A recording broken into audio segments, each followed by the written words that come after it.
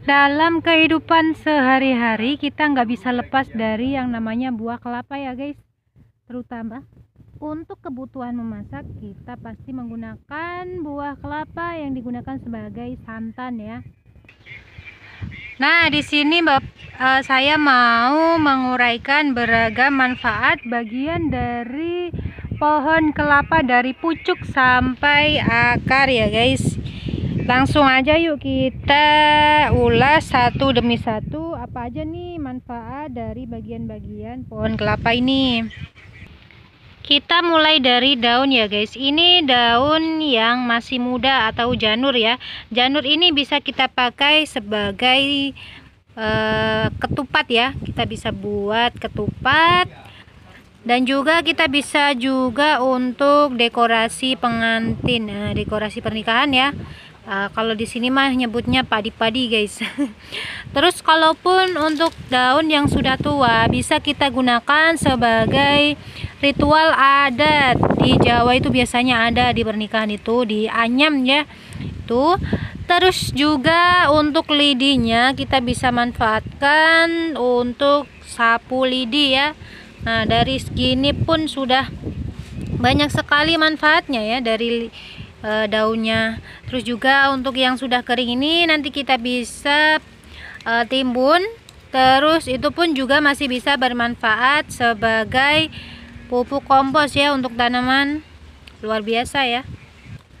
Nah, untuk buah kelapa ini sangat-sangat banyak khasiatnya ya. Dari sabut kita bisa pakai untuk yang namanya pupuk ya guys, kita taruh di sekitar tanaman.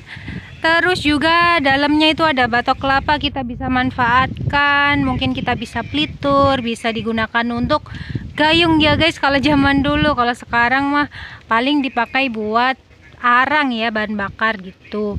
Terus juga daging buah kelapanya kalau dia masih muda bisa kita langsung nikmati sebagai es kelapa muda. Kalau sudah tua kita bisa parut dan diambil santannya. Terus air kelapanya sendiri juga sangat bermanfaat sebagai anti dehidrasi ya untuk tubuh ya.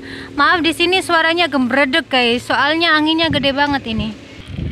Untuk batangnya sendiri kita bisa manfaatkan sebagai bahan untuk perabot ya guys. Kalau di tempat aku tuh sebagai gagang cangkul guys, itu bagus banget pakai pohon kelapa, tapi harus kita haluskan biar tidak tajam ya, tidak melukai. Nah, untuk bagian akar itu menginspirasi bangunan cakar ayam ya guys, dan akar juga bisa kita manfaatkan sebagai obat-obatan. Nah, kalau untuk obat-obatan nanti teman-teman bisa searching di Google ya guys, manfaatnya apa aja. Aku hanya menyampaikan sebatas ini aja. Untuk manggarnya guys yang masih baru kuncup itu kita bisa ambil air niranya dan kemudian bisa kita proses sebagai bahan untuk membuat gula ya, gula merah atau gula Jawa. Tuh, apanya yang enggak ini ya guys, dari akar sampai ujung tuh ada manfaatnya, nggak ada yang dibuang sia-sia. Nih contohnya ini apa ini, buat apa ini juga bisa kita manfaatkan. Mungkin kalau buat bunda-bunda yang masih masak pakai kayu ini bisa nih buat memancing api biar dia nyala. Tapi kalau buat bunda-bunda yang pecinta tanaman ini bisa dipakai sebagai penyubur tanah ya, atau bisa kita buat sebagai kompos karena ini sangat bagus dalam menahan air lebih lama guys. Dan untuk pucuk daunnya sendiri ya guys, batang juga pucuk daunnya paling atas sendiri paling muda itu sebenarnya bisa kita olah menjadi masakan yang sangat enak. Tapi itu kan kalau misalkan pohon ini udah kita tebang ya guys.